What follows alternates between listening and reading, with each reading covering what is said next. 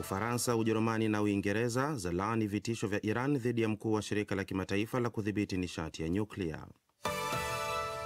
Na Umoja wa Mataifa umetahadharisha kuwa mamilioni ya wakimbizi wa Sudan wako hatarini kukabiliwa na njaa. Habari kamili. Gaza. Israel imefanya mashambulizi makubwa kaskazini mwa ukanda wa Gaza na kusababisha vifo vya watu 25 huku ikiwaamuru hivi leo raia kuondoka katika maeneo hayo kama ishara kuwa operesheni hiyo itaendelea. Hayo yanajiri wakati hapo jana rais wa Marekani Donald Trump alitoa wito wa kusitisha vita hivyo vilivyodumu kwa miezi 20. Washauri wa waziri mkuu wa Israel Benjamin Netanyahu wanatarajiwa kusafiri kuelekea mjini Washington leo kushiriki mazungumzo kuhusu mizozo ya Gaza na Iran pamoja na uwezekano wa kufikiwa kwa makubaliano mapana ya kidiplomasia katika kanda hiyo ya Mashariki ya Kati. Tehran. Ufaransa, Ujerumani na Uingereza zimelaani vitisho vinavyotolewa na Iran dhidi ya mkuu wa shirika la kimataifa la kudhibiti nishati ya nyuklia IAEA Rafael Grossi baada ya Tehran kutupilia mbali ombi lake la kutembelea vituo vya nyuklia vilivyoripuliwa na Israel na Marekani. Msemaji wa wizara ya mambo ya nje wa Iran Ismail Baghei amesema hivi leo kwamba haiwezi kutarajiwa kuhakikisha ushirikiano wa kawaida na IAEA wakati usalama wa wakaguzi wa shirika hilo hauwezi kuhakikishwa.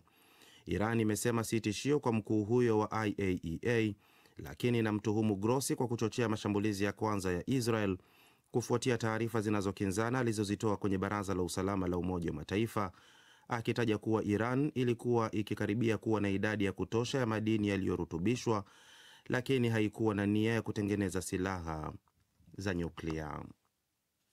Khartoum. Shirika la mpango wa chakula duniani WFP limetahadharisha leo kuwa mamilioni ya watu waliokimbia makazi yao kutokana na vita nchini Sudan wamo katika hatari ya kutumbukia kwenye mgogoro zaidi, hasa wakati huu kukishuhudiwa upungufu wa ufadhili wa msaada wa chakula. Shaun Hughes, mratibu wa masuala ya dharura wa WFP huko Sudan, amesema mgogoro huu ambao ni wa kikanda unashuhudiwa katika nchi ambazo tayari zina viwango vya juu vya mizozo na uhaba wa chakula.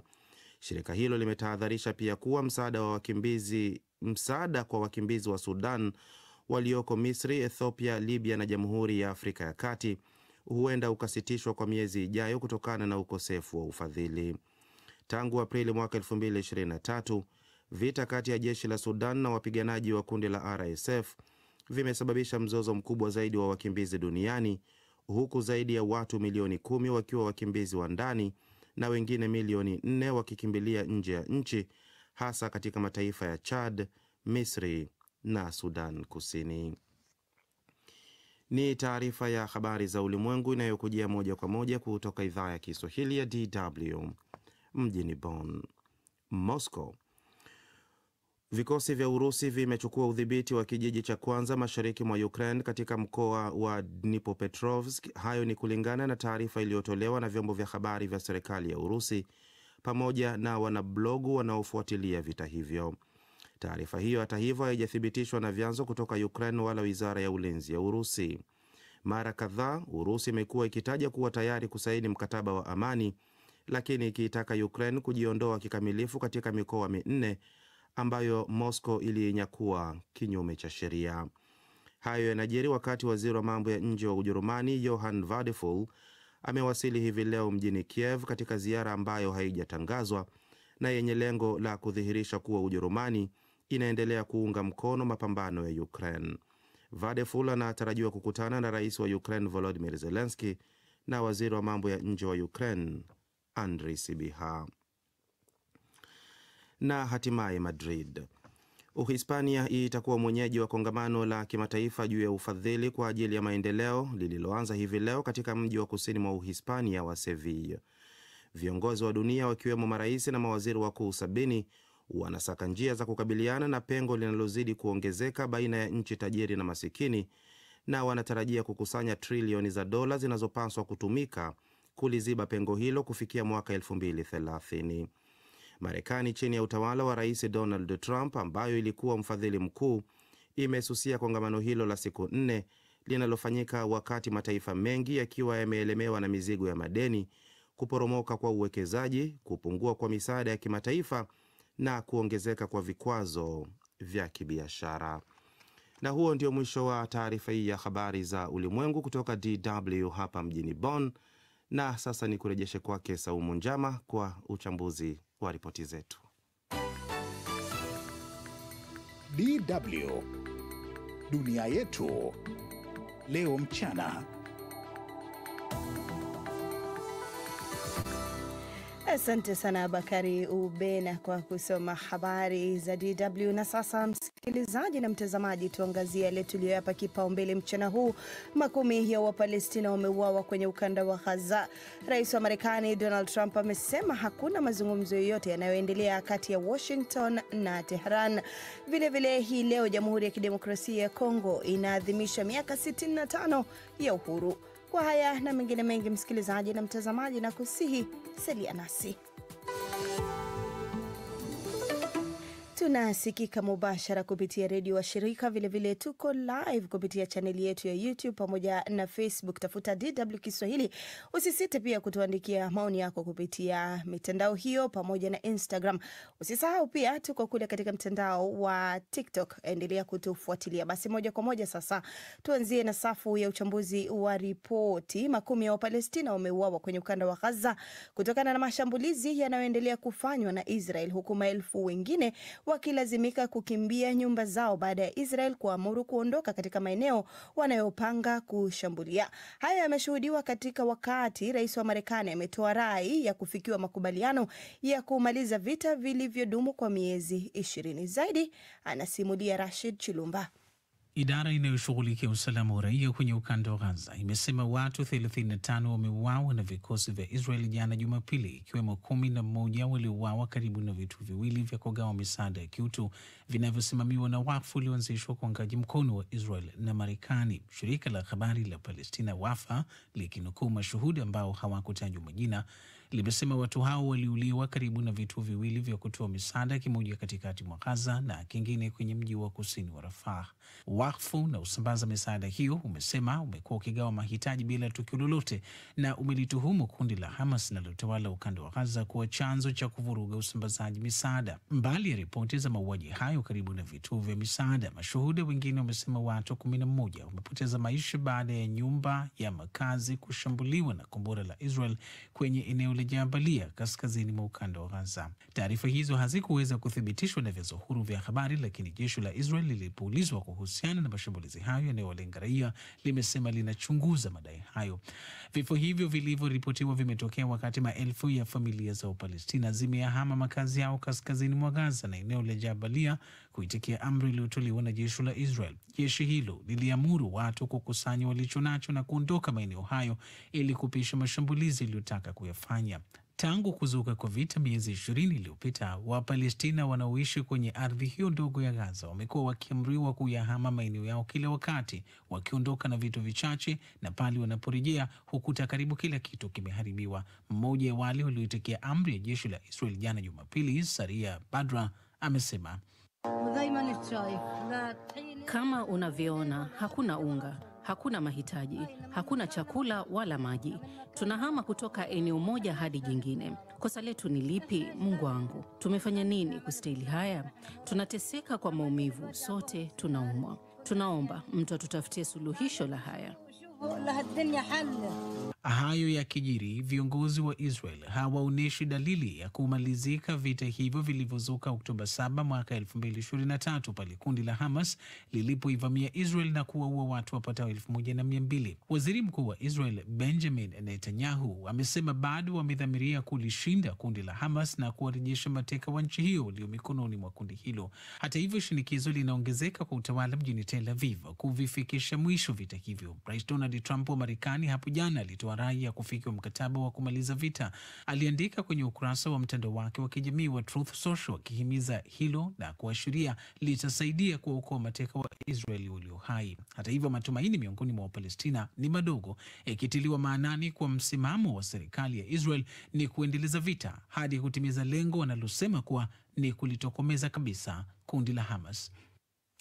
Nam, asante sana Rashid Chilumba kwa ripoti hiyo. Tukisonga mbele, rais wa Marekani Donald Trump amesema hakuna mazungumzo yoyote yanayoendelea kati ya Washington na Teheran kuhusu mpango wa nyuklia wa Iran, ikikanusha ripoti kwamba serikali yake ilifikiria kuisaidia Iran kwa dola bilioni 30 kwa ajili ya mradi wa nishati ya nyuklia kwa matumizi ya kiraia. Kauli hiyo imekuja wakati hali ya tahadhari bado iko juu licha ya makubaliano ya kusitisha vita kati ya Iran na Israel yaliyodumu kwa wiki moja sasa, huku mzozo ukiongezeka kuhusu ufuatiliaji wa shughuli za nyuklia za Iran. Idi Sesanga na mengi zaidi.